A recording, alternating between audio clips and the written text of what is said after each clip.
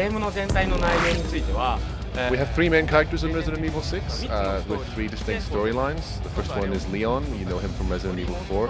He's in the United States whenever the president is going to give an address in his hometown of Tall Oaks when a bioterrorism incident occurs and turns the president into a zombie. Leon's an old friend of the president. He's faced with a terrible decision. He's forced to shoot and kill the president. So he and his new partner Helena try and find out what happened here, how this could have happened, and they investigate the mystery behind the attack. The second storyline is Chris, another Resident Evil character from the history of the series, from Resident Evil 5. He and his partner Piers are in the BSAA group. They're counter-terrorists, and they're in China investigating another simultaneous bioterrorism incident. The third storyline is with a new character called Jake. He's in Eastern Europe. His partner is the now grown-up Sherry Birkin, who series fans remember from Resident Evil 2. Jake is the heir to a very special bloodline, and he is being pursued relentlessly by all kinds of agencies and creatures in Eastern Europe because of this. Sherry, what are you doing here? I'm on protective detail. Why are you here?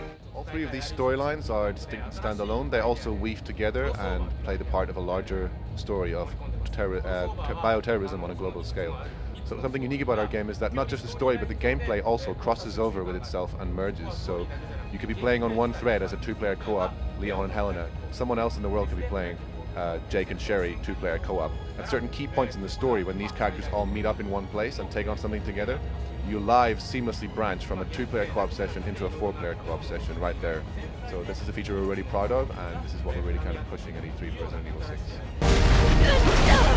Of course, you'll have the option when matchmaking to simply play only with people on your friends list. That'll help you avoid trolls in a really effective way, obviously.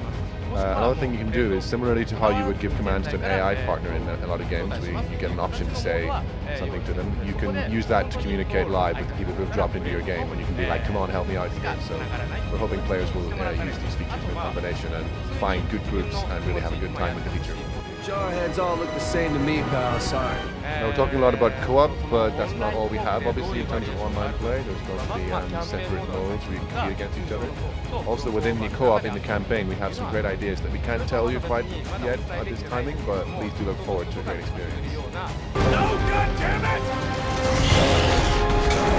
The overall theme of Resident Evil is, of course, horror, and there are three distinct play styles. All of them have the basic element of survival horror that the game is about in them.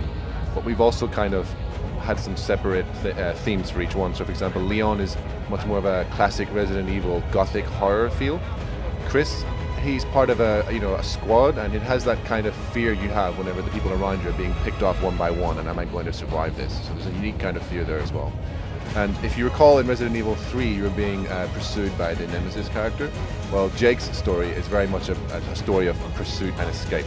So he's being relentlessly pursued by this enemy, and there's the fear of, can I ever get away from this person? So we have these three distinct identities, but they are all wrapped up in the same brand identity that is Resident Evil, the gamers know and love so much. Looking for me, boys? In terms of what enemies you'll be seeing in the game, we've got a new enemy type called the Dravo. They're quite terrifying. They will mutate right in front of you depending on where you shoot them. So, for example, you might shoot the enemy in the arm, and suddenly his arm becomes a kind of a grabbing hand that can get you.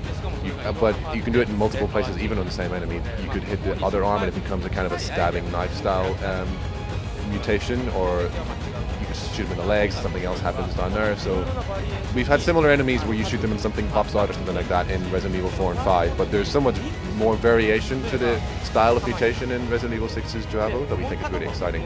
And in terms of the mutations, they can go even further. They can actually go into a kind of a cocoon stage, and what happens from there is more terrifying than anything seen before in the game. So hopefully players will look forward to taking on these really badass enemies. You can't run forever. Resident Evil 6 is coming to PlayStation 3 and Xbox 360 on the 2nd of October this year, and we're going to be working right up to the last minute to keep improving the game and making it as good as we can. So please look forward to it, and we hope you enjoy the game. Resident